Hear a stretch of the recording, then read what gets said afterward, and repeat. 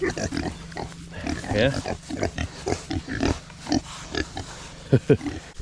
This is what we refer to as Jake's Pond. I have never seen Jake's Pond completely dry. It's not just dry, I'm standing in it. Peace and joy, guys. Welcome back to another video, Drumheller Farms. Hey, today I'm making a video and I'm asking for your guys' help. I've got several videos that I need to make before this one. Lots of footage that I've already pre-recorded. I just have not made the videos yet. But today is June 19th and I wanted to make this video tonight and ask for your guys' help on this channel, whatever this channel is, this small 700 subscriber channel. And I would love it if all 700 of you would join in prayer with this farm and all the farmers around my area and ask for rain. We are in extreme serious times on the farm here. I'm in a field currently that we grazed about 3.5 weeks ago, and I gotta show you this, guys. We did a great job grazing this. We left a great amount of residual grass left.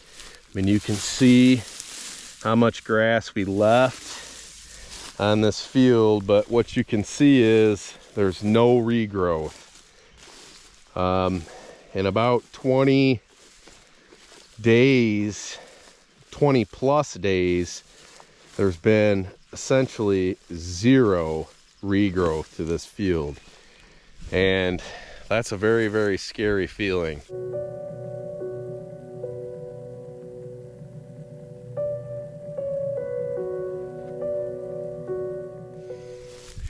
So we had the driest May since 1988 here in Michigan, and I would have to bet that this whole spring is now joining that same year of 1988 when we had an extreme drought. I don't remember it. I was 3 years old at the time, but I've heard about it, and it's looking like we're going right back into that same year. Now, everybody experiences droughts, and this is our turn. But it doesn't mean that we don't stop praying and asking for rain.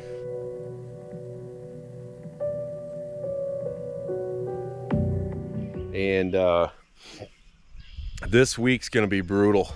It's gonna be brutal. It's gonna be 90 plus degree temperatures, and we haven't seen any rain in, well, going on 2 months. The only saving grace that we have had has been the fact that our nighttime temperatures have been very low. They've been down into the 50s. It's starting to get a little scary, guys. I talked to a producer today. He said, I got 1 month. He said, I got a month of grass ahead of me, and after that, you know, I don't know what I'm gonna do, but he said, I'm probably gonna start selling cattle. And you know, I'm in a little bit better shape than that. We probably got somewhere between 45 and 55 days of good grass ahead of us. And then we're going to be coming back to what we see here, guys. And what I will be doing if I graze this off is I'm going to be grazing off my litter bank. And there's still some stuff left here, but it's nothing that you really want to graze. So I'm going to move the cattle here with you guys today. I just moved the chickens, and we will check on the pigs as well in this video. But I would just appreciate if you guys would keep us in your thoughts and prayers, and all the farmers around our area that are really hurting. You know, the crop farmers are actually probably hurting more than we are. Those guys need it bad because their crops have not had a rain since planting, and I'm afraid if they don't get a rain in the next week and a half at the most, they're probably going to lose everything. So we are in a drought. And we do know that the good Lord cares about every single detail of our lives.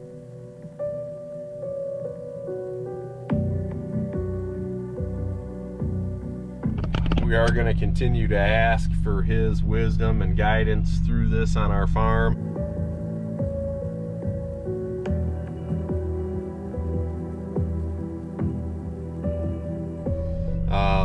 Especially praying right now because we had a bad calf crop last year, which means our harvest next year is going to be very, very low. We're finishing out these animals on grass, you know, somewhere around 24 to 30 months. So it takes about 2 years before you see the effects of that. I do have a group of stockers lined up, about 12 to 15 stockers that we were going to buy from another grass-fed farm, and still plan on buying them. But it's going to be a very, very tough decision. You know, we started our harvest this month. We got 4 going in this month, 4 next month, 4 the following month, and so on throughout the rest of the year, which is going to help bring our numbers down and sit a little better with this drought that we're dealing with. But you know, I need those stockers to sell for our product. I mean, people aren't going to come to your website and look for beef if you don't have it but a couple times. And after they've come and looked several times and you're out of stock, they probably ain't going to come back. So I'm on the hunt for more hay. You know, that's been challenging. Normally I have people knocking my doors down, want me to buy their hay, and you know, I still have several people that are wanting me to purchase their hay this year, but nobody's giving me firm numbers. You know, we've got about 230 bales purchased this year so far, but you know, nobody wants to give me firm numbers on how much the hay is going to be this year, because you know, they're like us. They're getting a first cutting, and they don't know if anything's going to recover, and currently the hay fields are not recovering in my area. So you know, we'll see how it goes. Right now we're going to go out and move some cattle so you guys can check out what kind of forage they're into right now. So let's do that, and I hope you enjoy the rest of the video. Let's go. Here's a pretty good example of just how dry we are. This is what we refer to as Jake's Pond. And since I have leased this farm, I have never seen Jake's Pond completely dry. And it's not just dry, I'm standing in it. It's so dry that it's just cracks. And this is pretty serious. We normally fence cattle out of this pond because we don't let our cattle in the ponds. And I'm walking right in the middle of it. Another thing I want to show you is on first cutting first grazing, we actually got about 45 days off of our first graze, which is crazy. You know, generally our first graze is about 25 days, and we move them very quick because, easy there, dude, bird dive bombing me. You know, because the grass is growing so fast and the spring flush, you're just trying to get through real quick and just kind of nip the tips of everything. And that's what we started to do in that field that we're in right now. I just was nipping the tips and we were going, clipping and going. About halfway through our first graze, I realized we're dry. We're not getting any rain.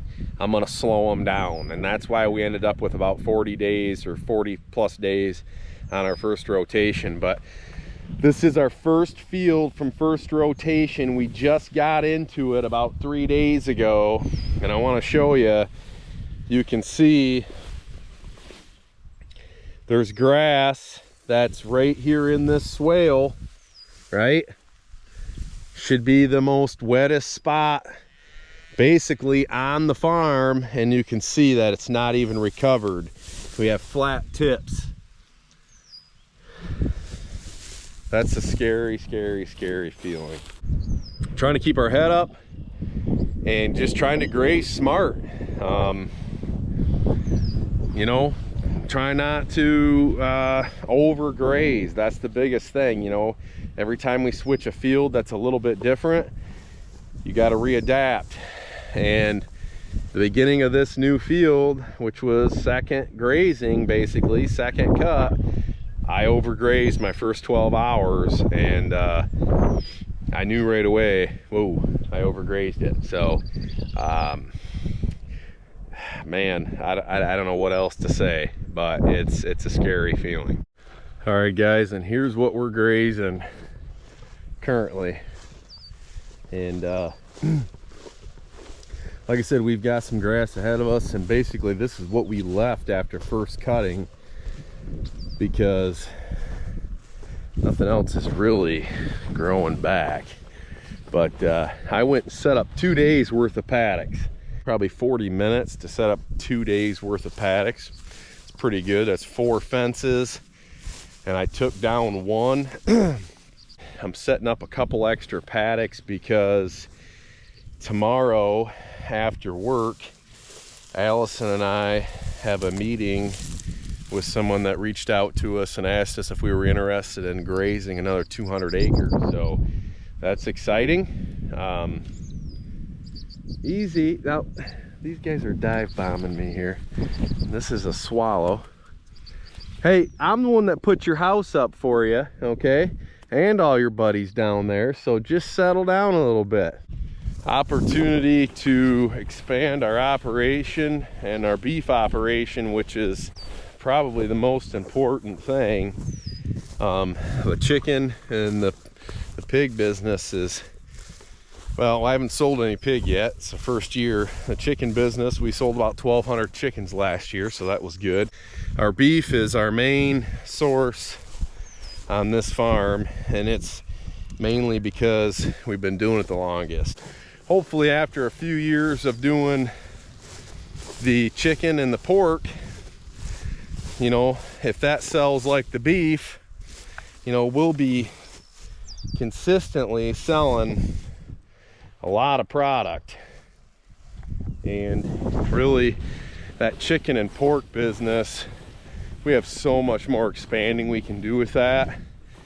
Our beef business is about maxed out in the fact that we're grazing about as much as we can off our land. Now, our ground is improving every single year, so theoretically every year we should be able to take on more animals, but you know, cow eats a lot more than chicken or pig does. They're all huddled up over there. Come on! Come on! Come on! Let's go! Come on! They're coming.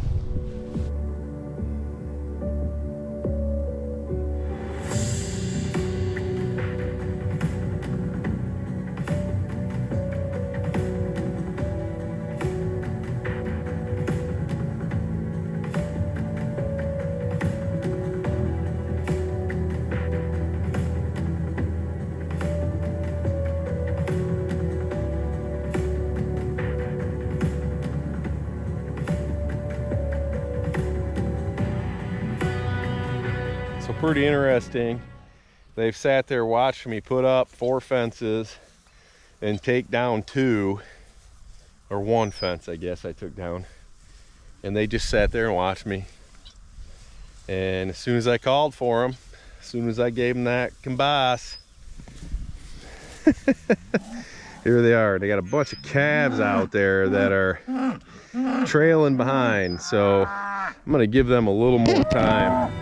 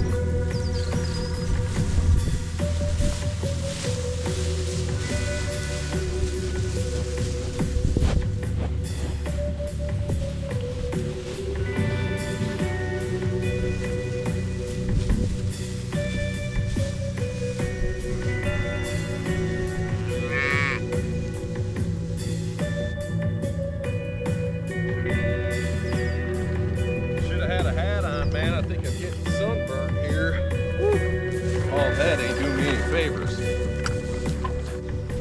And this bird, I've been really pissing these things off here, but they're off into the great tall grass. Now some of you are probably watching the video and saying, man, you got that kind of grass, what are you worried about? Well, that's management. You know, that's us seeing that we better make an adjustment quick because we weren't getting any rain. I gotta set up the water yet. I'm gonna move the hose. I got frost-free spigots about every 500 to 600 foot, and then I use a 300-foot hose in between them. So I gotta move the hose. So if you guys are interested in seeing how I move the hose, it's pretty easy.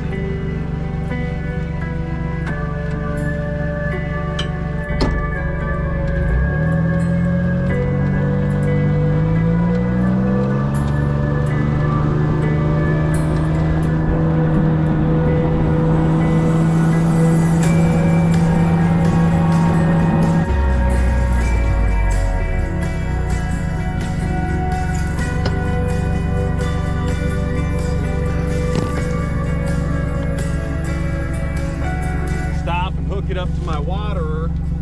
I got stubbed out here.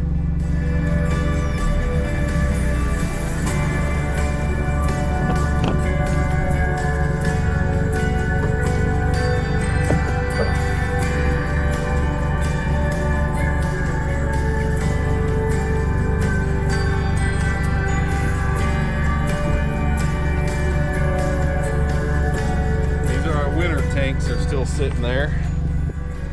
Give that a quick moment to fill up. I always like to just be sure there's no problems before taking off. We beat the water over here with that 300-foot hose.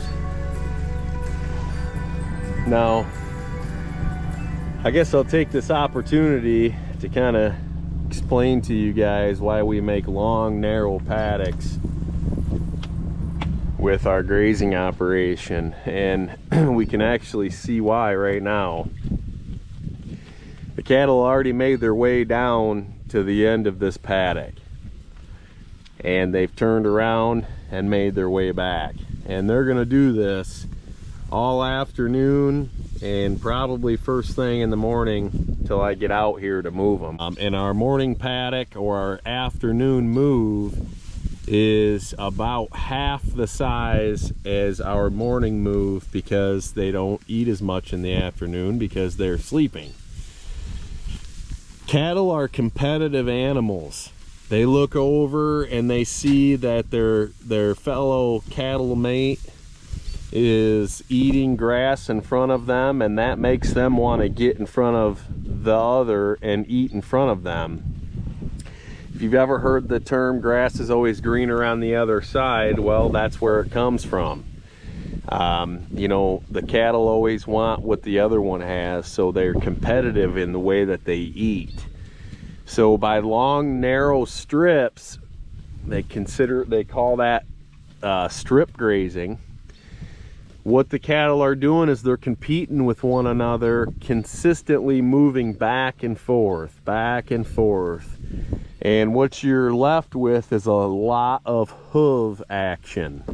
And that is as or more important than the consumption that the animal is getting from the plant. So that's when you have start to become a good grazer, is when you can start to understand the correlation between the hoof action, the stampeding of the 4 hooves per animal, and the consumption, what they're eating, and also what they're leaving behind, what they're stampeding into the soil. So it's not just about coming out here and moving animals into a paddock that's, oh, this big by that wide by that long. That's a very small portion of what we're actually doing here. So But it's a beautiful sight seeing them graze that tall grass when we're in a drought like this. I promised you that I would show you the pigs. The chickens will not be in this video because I've already done those chores, but I will take you out to show you the pigs and we'll check on them. And I've got some company coming over this afternoon to go for a swim in the new pond, which we've been doing pretty regularly with these hot temperatures, so I'm excited for that. Let's check the pigs out. All right guys, the pigs are doing fantastic, and we will definitely be expanding this pig operation next year because these things are easy.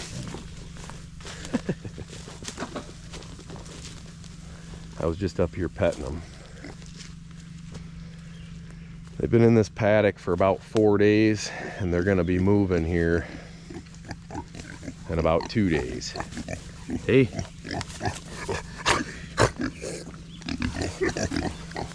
Yeah.